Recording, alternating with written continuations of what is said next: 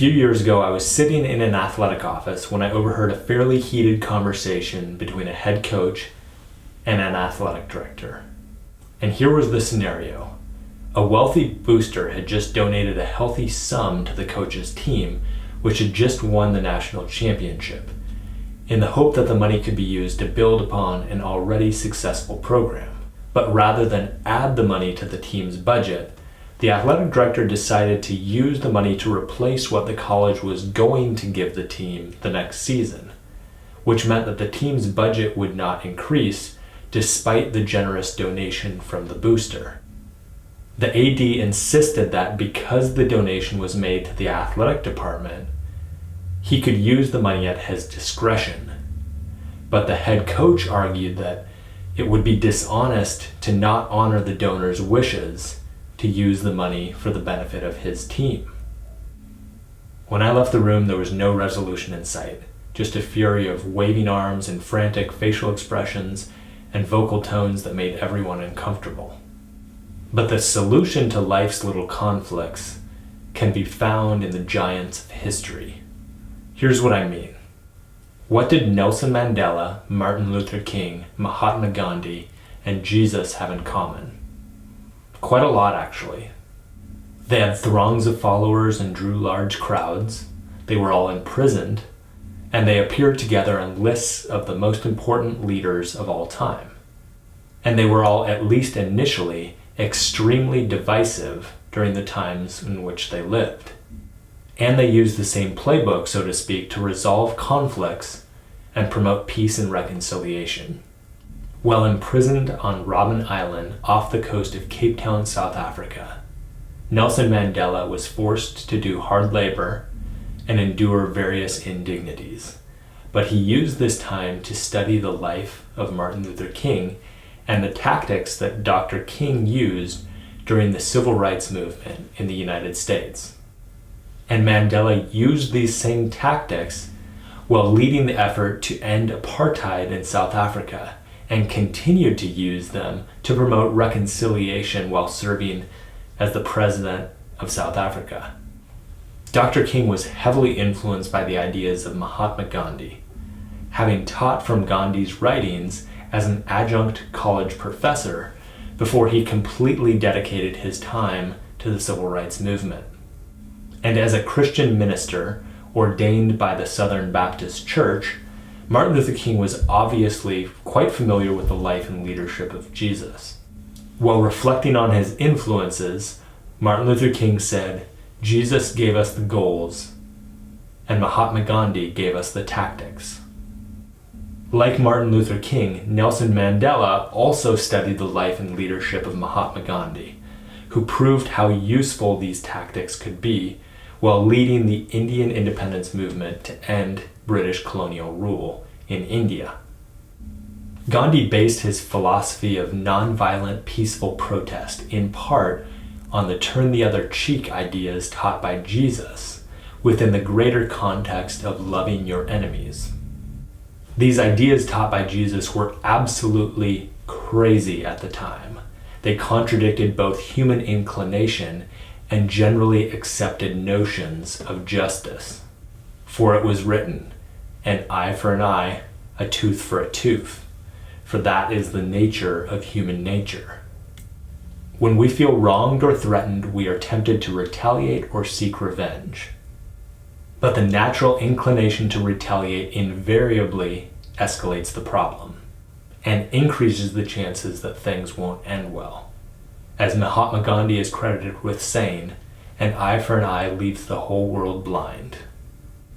Turning the other cheek when they were wronged worked for Nelson Mandela and Martin Luther King and Mahatma Gandhi, because turning the other cheek provides the antidotes to conflict, forgiveness and grace. If someone wrongs you, you may feel you have the right to wrong them back, and you may be right. But grace means giving someone something they don't deserve. And forgiveness has a way of slowing down the downward spiral. And we sometimes see these downward spirals play out in our daily lives, though they probably aren't as dramatic as the situations that Mandela, King, and Gandhi faced, the same principles of reconciliation and conflict transformation apply.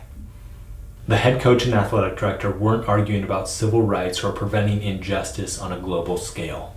They were talking about the funding of a sports team. Personally, I was more sympathetic to the head coach's position, but that doesn't matter. The process of reconciliation and conflict transformation is not necessarily about determining who is right and who is wrong. Both sides think they're right and that they should get their way. That's kind of how conflicts form. But reconciliation means that something or someone's got to give. True reconciliation is impossible without forgiveness, and the process of conflict transformation cannot begin without grace. But waiting for someone else to make the next move is never very helpful, because you can't change someone's behavior until you change your own behavior.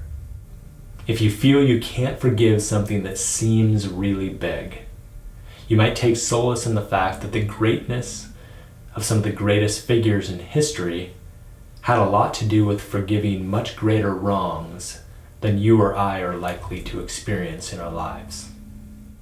It's simple, but it isn't easy. In fact, it's really, really, really difficult. You have to will yourself to overcome the deepest, darkest part of your human nature. But grace is reliable. And as Mandela and King and Gandhi demonstrated, you can rely on the astonishing power of forgiveness to transform conflicts. When conflicts arise, try and imagine the ideal outcome and think backwards. Will accusations and personal attacks get you to that outcome?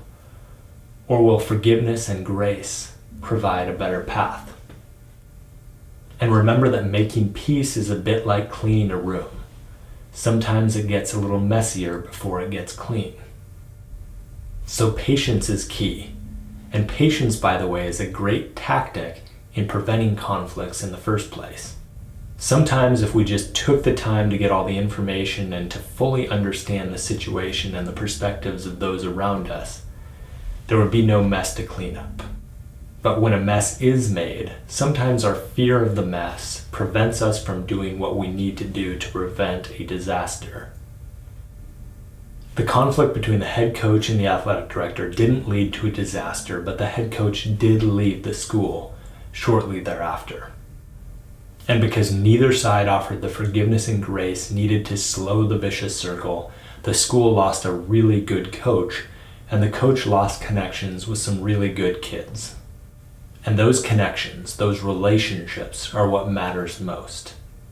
And if we really think about it, there are very few things in life that are worth fighting over if it means putting those relationships at risk.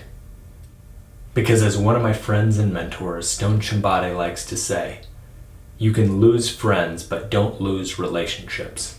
If you lose relationships, you will have lost everything. And that's why learning to resolve or transform conflicts is so important.